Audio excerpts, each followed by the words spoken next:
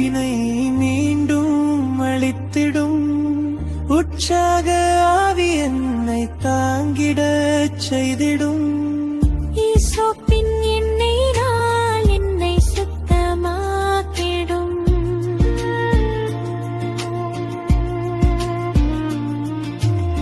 இரட்சண்ய களிப்பினை மீண்டும் அளித்திடும் உற்சாக ஆவி என்னை தாங்கிடச் செய்திடும்.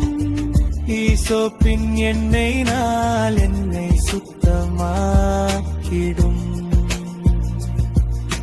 தேவனே, சுத்த இருதயத்தை என்னில் சிருஷ்டியும்.